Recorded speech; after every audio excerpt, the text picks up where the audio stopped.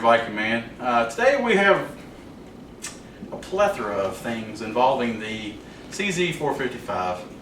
I know you've seen me doing evaluation and videos for the 455 Varmint Evolution, and this is somewhat in the same vein, although we're just going to show you some of the differences in the guns. First of all, the 455. This is a 455 American. This one is in 22 long rifle. This particular one can switch out and you can put two other different barrels on this action.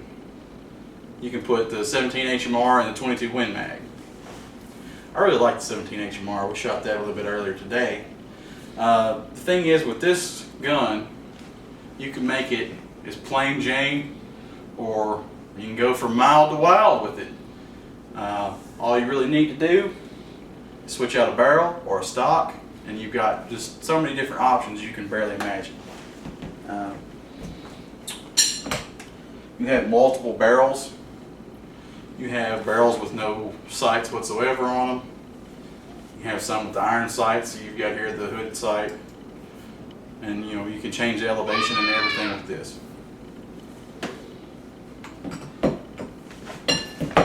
Other things you can do, you can change out the stocks. You got your standard walnut, beautiful for what it is, but maybe you want something a little bit crazy. You can switch out, and you can go with the blue and gray Boyd's Varmint Evolution stocks. This is what comes standard on the 455 Varmint Evolution. Or if you want something that's somewhat contemporary and still has a little bit of wow factor to it, you can go with one of these thumb hole stocks.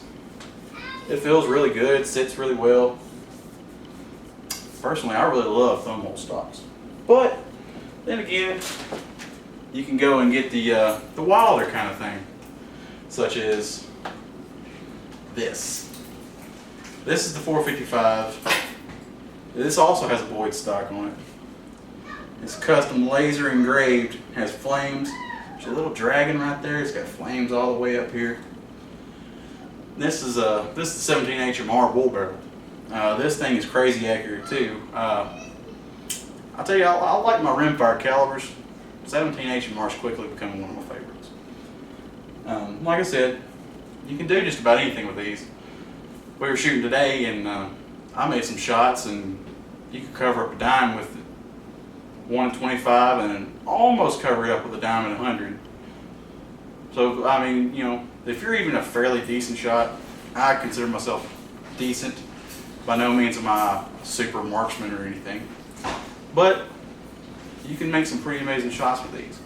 All you need is a little bit of patience and a good gun. Just like this. Alright, this has been Angry Viking Man for CZforum.com. Hope everybody enjoys the videos.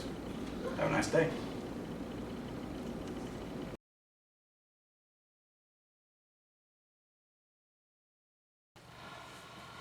Okay, we're going to disassemble this CZ455 to show you how to replace the barrel and to adjust the trigger pull. What you need for this is a T30 Torx bit to remove the screws from the action.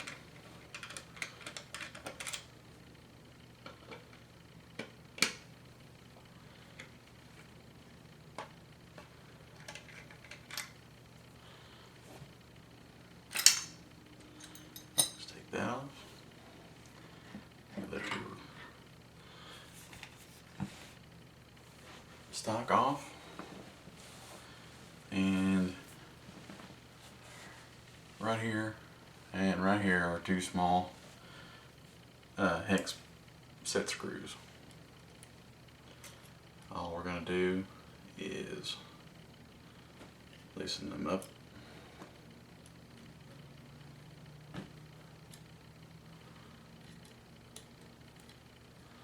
And you don't have to take them completely out, but close.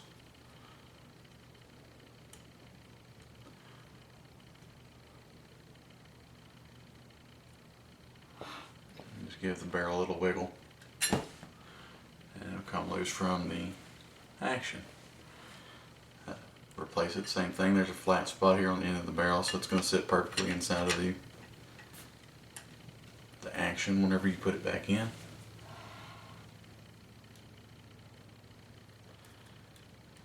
Tighten down your set screws. Get them hand tight. Quarter turn.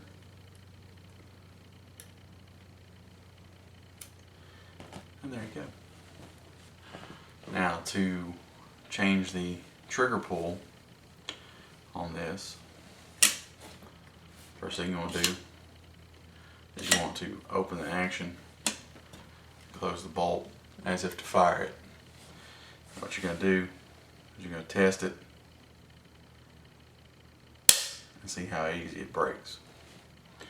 All you need to adjust on this, there's a small square nut right here just at the end of the trigger. All you need to do is use a pair of slip joint pliers and you can turn it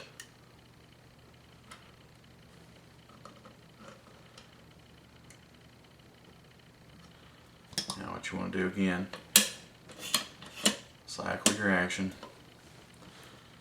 and the more loose it gets, you can actually turn it with your fingers. All you have to do is, and it breaks a lot easier. If you tighten it up, the spring here is going to compress, making the trigger pull harder. When you loosen it up, it's going to decompress this way. You can probably get a couple of good turns out of it. It's going to take a little bit of the poundage off of the trigger pull.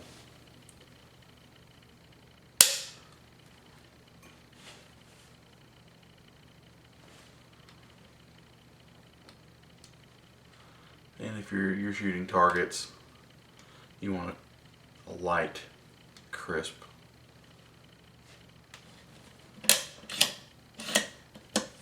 pull.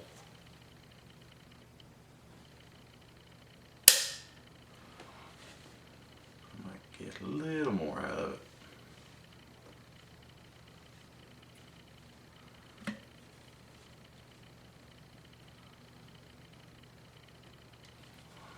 And this is all personal preference. I personally like mine to be a very, very, very light hair trigger.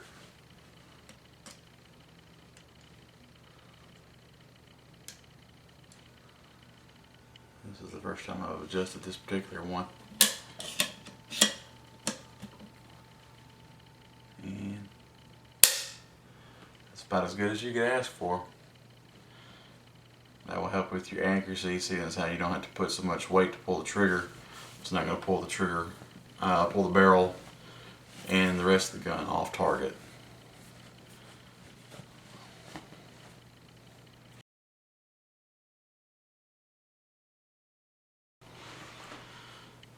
To reassemble your gun, all you have to do, turn your action over. Stock, set it back on top, place that. Now I personally take the screws out of this trigger guard whenever I replace it, because it has to slip over the front of the magazine catch to slip into the hole properly. You're going to replace your front screw. You don't want to get it all the way tight. If you'll notice that the front and the rear screw is longer than the front screw. We'll just snug that down. Get it hand tight. Tighten the front one a little more. There we go.